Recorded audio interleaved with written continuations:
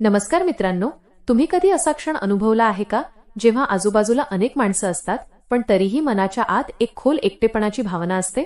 सर्व काही असूनही मन अगदी रिकामं वाटतं आणि नेमकं काय कमी आहे हेही समजत नाही.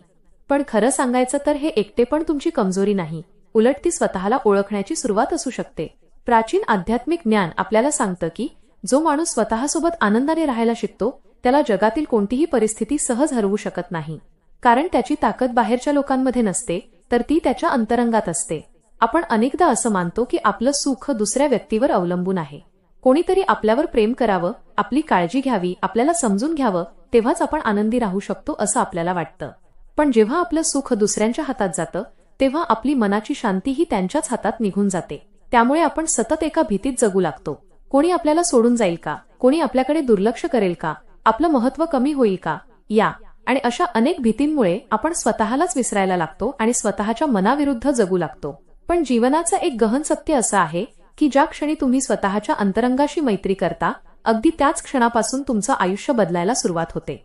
आकाशाला ढग येण्याची किंवा जाण्याची चिंता नसते, समुद्राला लाटा उसळण्याची भीती नसते, सूर्याला कोणी त्याचं कौतुक करेल की नाही याची पर्वा नसते, कारण त्यांचं अस्तित्व कोणाच्या मान्यतेवर अवलंबून नसतं. तसंच तुमचं खरं अस्तित्वही कोणाच्या प्रेमावर, स्तुतीवर किंवा सहवासावर अवलंबून नाही. तुम्ही स्वतःमध्येच पूर्ण आहात.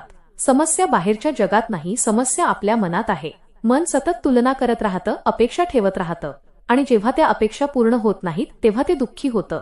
म्हणूनच जेव्हा तुम्ही एकटे बसता तेव्हा त्या एकटेपणापासून पळू नका. सुरुवातीला मनात अनेक विचार येतील, जुन्या आठवणी, चिंता, भीती, अपूर्ण स्वप्न, सगळं काही समोर येईल. पण त्यांच्याशी लढू नका. फक्त त्यांना येताना आणि जाताना शांतपणे पहा. जसं नदीचं पाणी सतत वाहत राहतं तसंच विचारही सतत येत जात राहतात.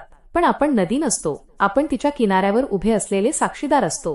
त्याचप्रमाणे आपण विचार नाही तर त्या विचारांना पाहणारे द्रष्टे आहोत. ही जाणीव झाली की मन हळूहळू शांत व्हायला लागतं. मग बाहेरच्या जगात कितीही बदल झाले तरी आतली शांती तशीच टिकून राहते. लक्षात ठेवा, लोक येतील, लोक जातील, परिस्थिती बदलेल, वेळ बदलेल, पण तुमच्या आत एक शांत, स्थिर आणि अढळ शक्ती आहे जी कधीच बदलत नाही. त्या शक्तीला ओळखा आणि स्वतःसोबत राहायला शिका. कारण जो स्वतःमध्ये आनंद शोधतो त्याचं सुख जगात कोणीही हिरावून घेऊ शकत नाही. जीवनातील सर्वात मोठा विजय हा दुसऱ्यांवर मिळवलेला विजय नसतो, तर सर्वात मोठा विजय म्हणजे स्वतःच्या मनावर मिळवलेला विजय असतो. आणि ज्या दिवशी तुम्ही हा विजय मिळवाल त्या दिवशी एकटेपणाची भीती कायमची संपेल, मन शांत होईल आणि आयुष्याकडे पाहण्याचा तुमचा दृष्टिकोन नेहमीसाठी बदलून जाईल. धन्यवाद.